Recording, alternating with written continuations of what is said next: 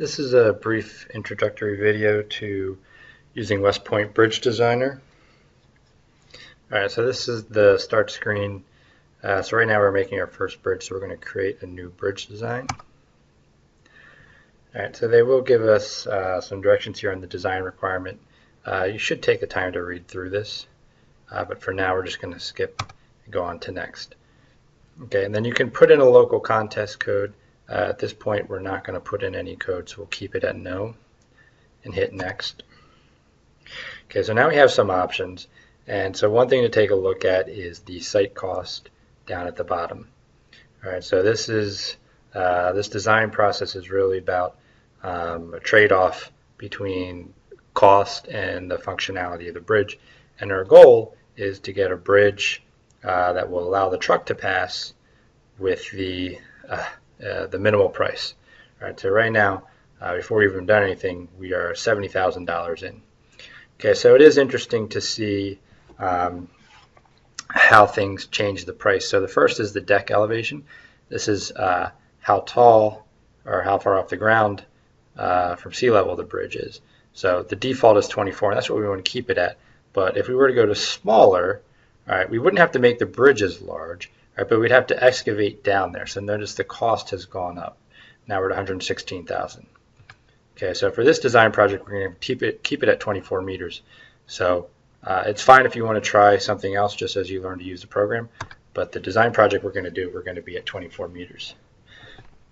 All right, so then we can choose which abutments, standard or arch. So again, standard is what we're going to use on the design project we're doing. But if you want to kind of just explore, you could check out arch. You can see that does increase the cost, and you can sort of see the arches outlined in there. Okay, so no pier is the option that we're going to default to. But again, if you're looking to explore, 2 piers will increase your cost, at least up front, but it might save you money on the back end. And then cable anchorages, we're going to do no cable anchorages, but you can certainly explore different options at this point. All right, so once we have everything set up, 24 meters, standard abutments, no pier, no cable anchorages, we'll click next. All right, so we can choose our concrete. High strength does cost a little bit more. We're going to default to medium strength, and we will do the standard loading. There is no difference in price for loading. It's just a question of how the load test is done. Okay, so you may choose a template, and you can kind of go through and see what the different ones will look like. Or you could do none and just start from scratch in terms of what your bridge is going to look like. So just for this, I'm going to do the through truss Warren. But again, you are free to select any of the templates or to do none. All right, and so we will put our name in here, and let's just call it Project ID 1. All right, and there are some instructions here worth reading, and I've read them already, so we're going to hit finish and look to build our bridge. So to begin with, okay, we have some tools up here. We've got the joint tool, the member tool, the select tool, and the erase tool. Okay, so because we had a template, all right, it's suggesting where to put the joints. All right, so I can just go through and click, put the joints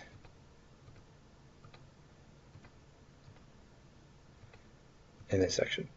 Now the joints are already there on the road surface itself, so I don't need to put those there.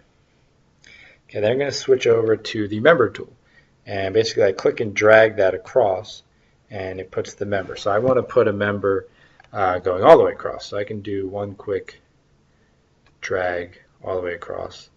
I can do the same thing on the bottom, and then just complete the triangles. And it's important to remember our bridge structures must be made up of triangles.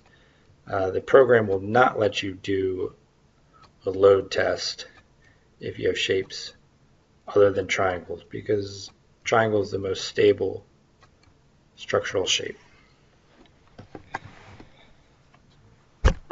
All right, so if I incorrectly put a member down, I could select the erase tool to erase that. All right, but that one actually was correct, so we'll go ahead and put that back.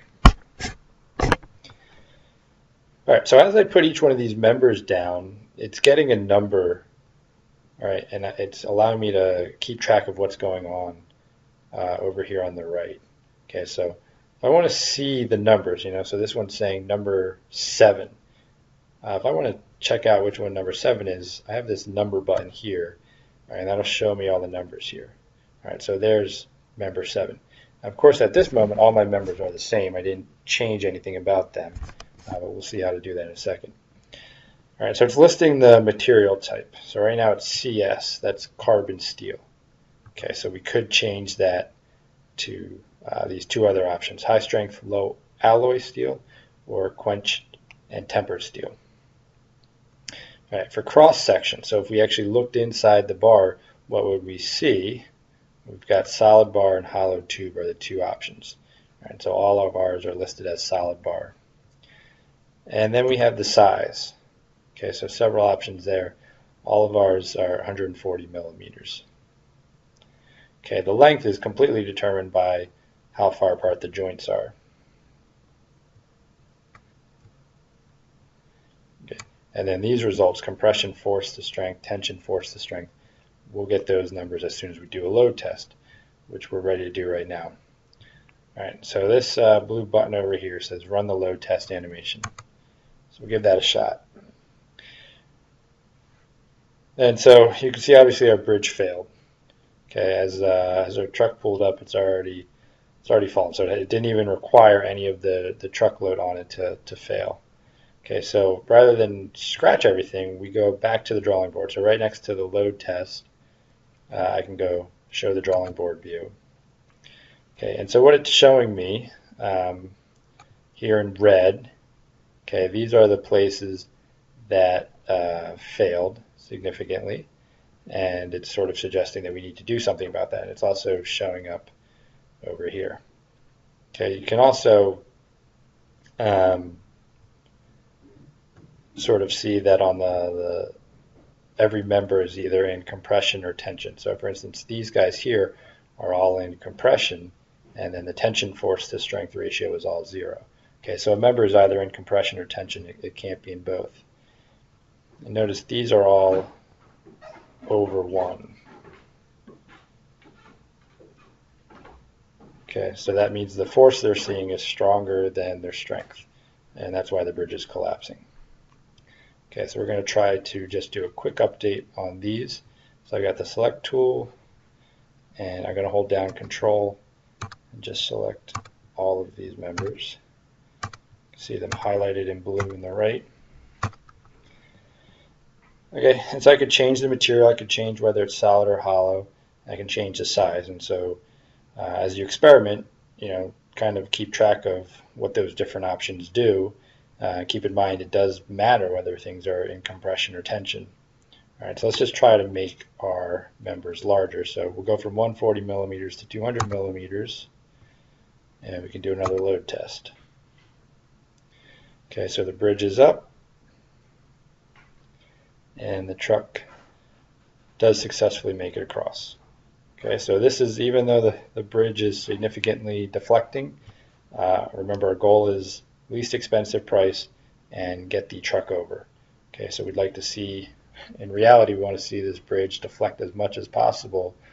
That lets us know we're right on the margin of safety, which is where we want to be to cut costs. All right, and so now we have a baseline price of $394,000. So then what we should do is go in and go member by member and try to reduce the cost to get our cost down as much as possible.